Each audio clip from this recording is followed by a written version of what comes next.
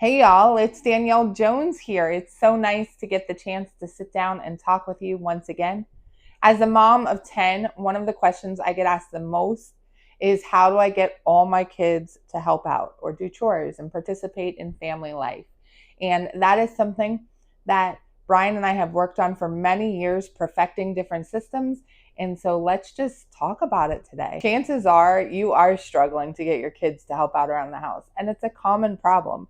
We've been there, we've gone through it. So we completely understand how overwhelming that can be, whether you have one kid or 20 kids. The scriptures tell us that it's important for us to train up our children, and that involves so many different things. But we can't overlook the value of training our children to take care of the home and homestead if you have one. Now, you've already seen the video about how our kids help out on the homestead. If you haven't, go back and watch that one first.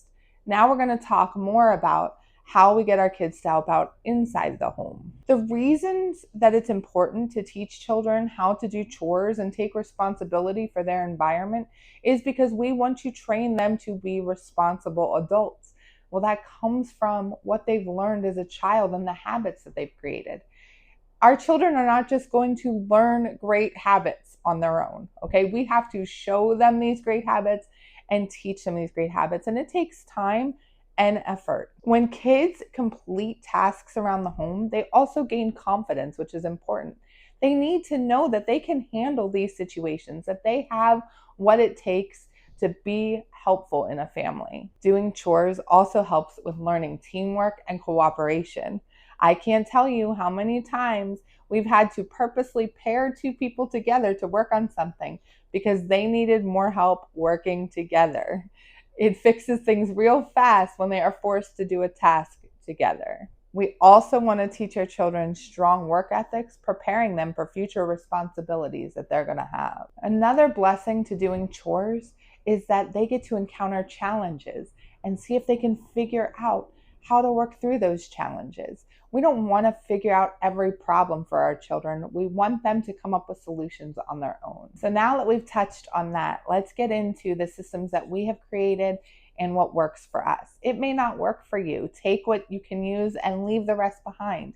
Every family is different. In our family, Brian and I have both been home with our children since Bailey was born, and that was 18 years ago. Even though that there have been businesses, both of us have been able to be home to run those businesses. So we have had that benefit of being able to homeschool together and parent together at all times. That isn't the case for all families. And so we know that our systems will not work for everybody. What the biggest thing that helped us in our family was to stop cleaning all day. When you have a large family, messes are made. And it's really easy to get into my house is a mess. My house is a mess. Clean up, clean up, clean up, clean up. And I could do that all day long if I wanted to, but it accomplishes nothing. Aside from the things that must be done, like we can't leave dishes everywhere, right? We can't leave food sitting out. Aside from those things, we don't do any cleaning all day. Literally, we let it go. If there's toys everywhere, we're going to let them go. If there's a bathroom that needs to be cleaned. What I'm trying to say is small tasks, small little things are not going to be done all day long because it just gets messy again. Instead, the way that we handle it is we do a 30-minute cleanup. Every night after dinner, each person that is capable of doing chores is assigned an area or room, depending on how old they are and what they can accomplish.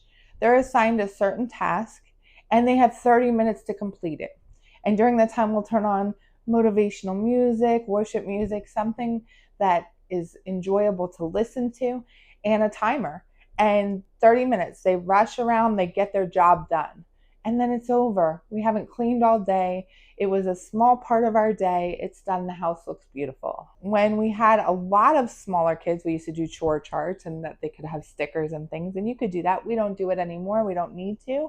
Our kids are very motivated on their own now, but it was a tool that was used at one time. We also are sure to rotate responsibilities often. So not everyone is responsible for the same things all the time.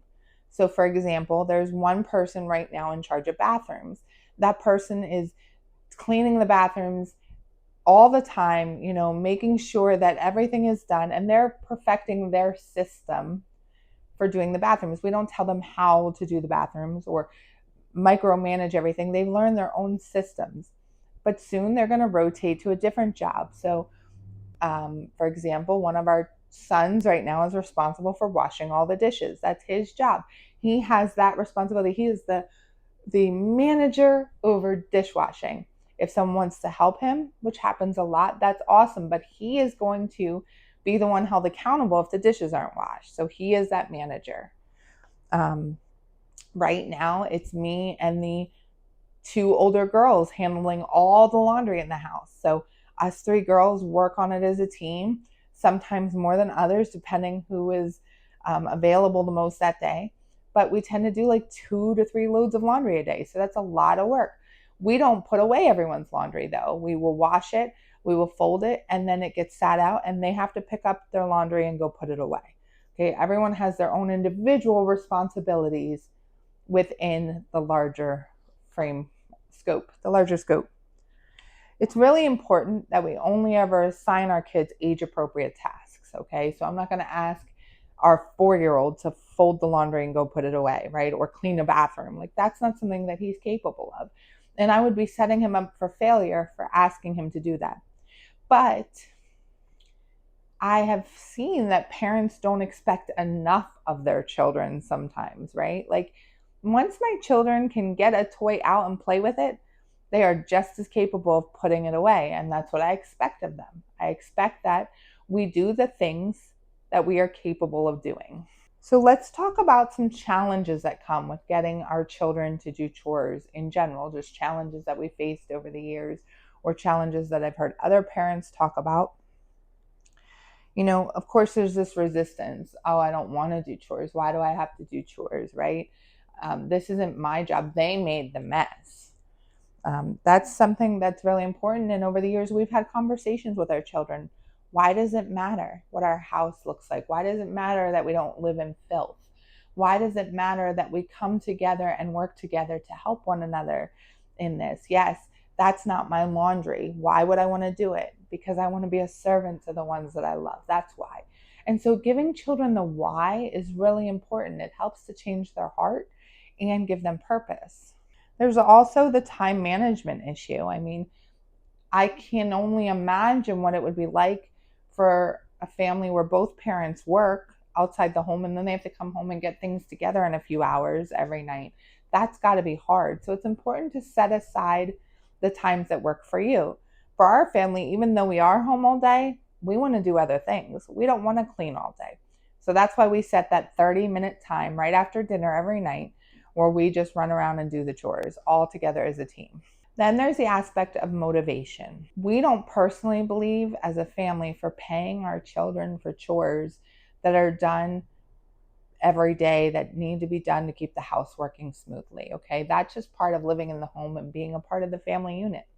However, we will pay for chores above and beyond the regular chores. So say like someone wants to mow the field or do something extra, we will often pay for those chores, but they have to have completed all their regular chores first. They can't just go looking for paid for chores and forget their responsibilities inside the home. Does that make sense?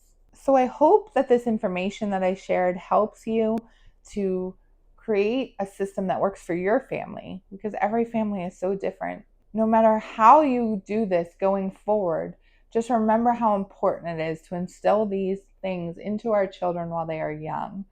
When we train up a child in the way that they should go, they will not depart from it. So we have a heavy burden of making sure that they understand what is the right way early. I would love to hear about your chore systems, how you're doing things. I mean, my ways are not perfect, but we do have 10 children and 2 of them are adults, both running their own businesses now.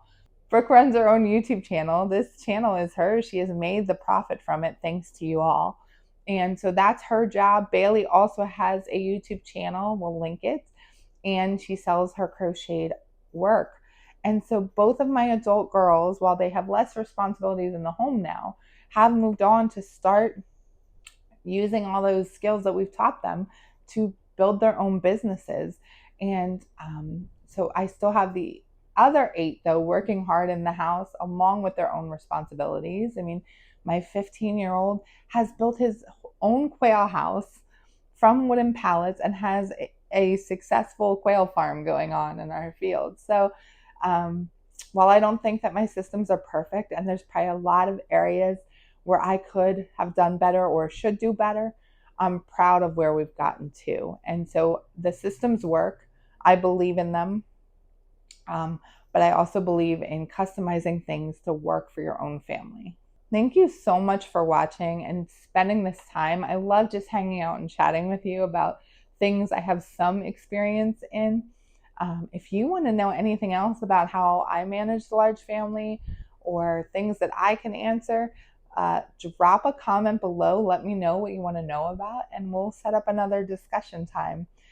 Until next time, make sure you like and subscribe. Thanks again.